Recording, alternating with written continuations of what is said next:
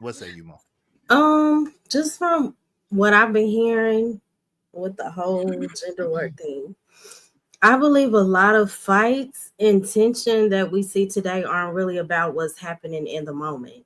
And sometimes it appears that way. But a lot of what we're seeing is rooted in childhood, whether we believe it or not.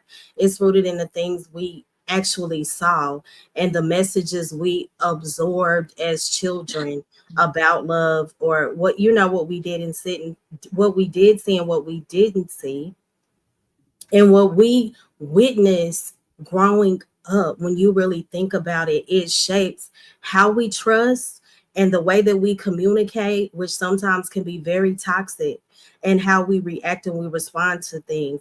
And if we never heal that part, I always say self-reflection is huge. If we never heal that part of it, we will continue to repeat the same patterns over and over again, and we expect different results. And as far as the power dynamics, when it comes to order, God created order for a reason.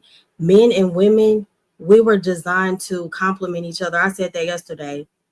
And to carry responsibility and to lead and to follow in ways that build harmony and protection. And we don't see that.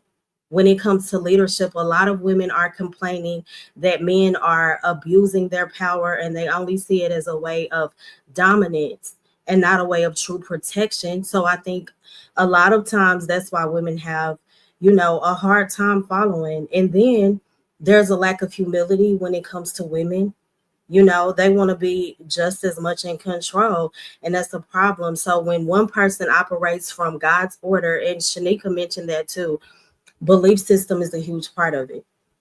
So when one person is operating from God's order and the other person is operating from trauma or from culture, it's a completely different worldview.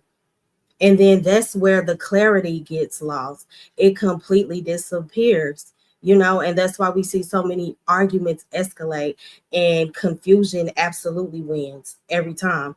Because why? There's no structure, you know? No structure is being honored at all, and nobody is walking in their intended role. So I believe the way forward isn't about blaming each other or necessarily forcing change. It's about deep reflection and facing those wounds first that have been carried for years and years, and that turns into bitterness and resentment and confusion. So there are just so many dynamics to the gender war topic.